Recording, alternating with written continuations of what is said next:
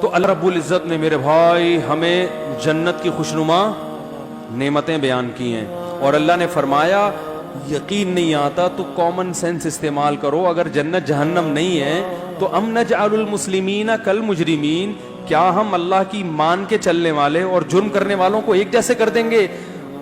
یہ سوال ہمارے لیے کافی تھا، عقل مند کے لیے اتنا سوال کافی ہے، لیکن اللہ نے اور زیادہ جو ہے نا سمجھانے کے لیے فرمایا ما لکم، تمہیں ہو گیا ہے کیف تحکمون، کیسے فیصلے کر رہے ہو؟ کیونکہ بہت سے لوگ دنیا میں اس آیت کو سن کے بھی جنت جہنم پہ یقین نہیں کرتے اور کہتے ہیں مر کے مٹی ہو کے ہم کیا ہو جائیں گے، ختم۔ تو اللہ فرماتے ہیں ما لکم، تمہیں ہو گیا ہے، ما لکم کیسے عجیب الفاظ ہیں، تمہیں ہو گیا ہے، کیا روٹی نہیں کھاتے، کیا کھوپڑی میں دماغ نہیں ہے کیا؟ ما لکم کیف تحکمون، کس قسم کے فیصلے کر رہے ہو؟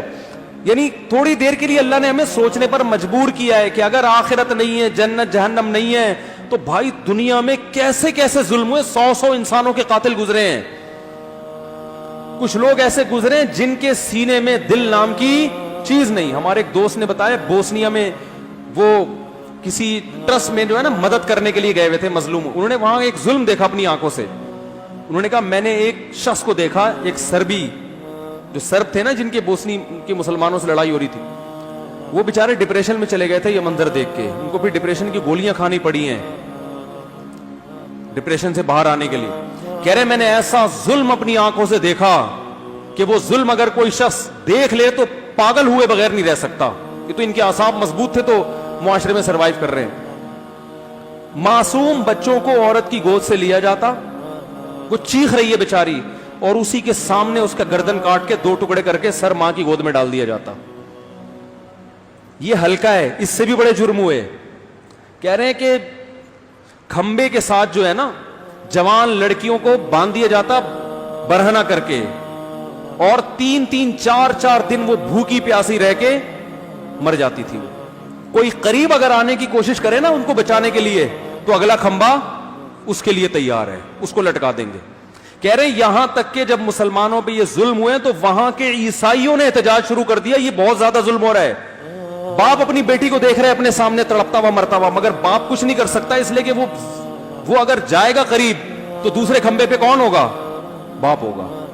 کہہ رہے وہاں ہم نے عیسائیوں کو دیکھا کہ انہوں نے اپنے اوپر پٹرول ڈال کے آگ لگائی ہے اس ظلم کے خلاف احتجاج کرتے ہوئے، کہ مسلمانوں پر اتنا ظلم ہو رہا ہے کہ عیسائیوں کو ظاہر سینے میں دل تو ہوتا ہے نا۔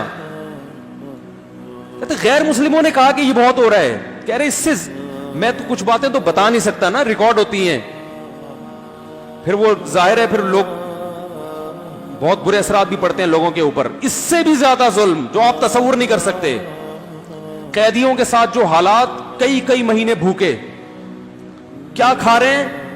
بسکٹ کا کہیں سے ذرہ مل گیا نا، وہ 4 قیدی مل کے اس اللہ فرماتے ہیں ما لکم، تمہیں ہو کیا گیا؟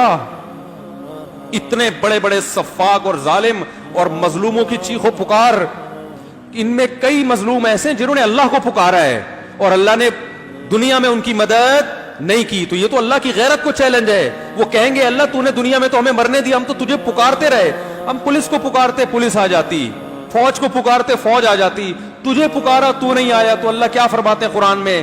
وَلَا تَحْسَبَنَّ اللَّهَ غَافِلًا عَمَّا يَعْمَلُ الظَّالِمُونَ، ظالم لوگ جو کچھ کر رہے ہیں اللہ کو اس سے غافل مت سمجھو۔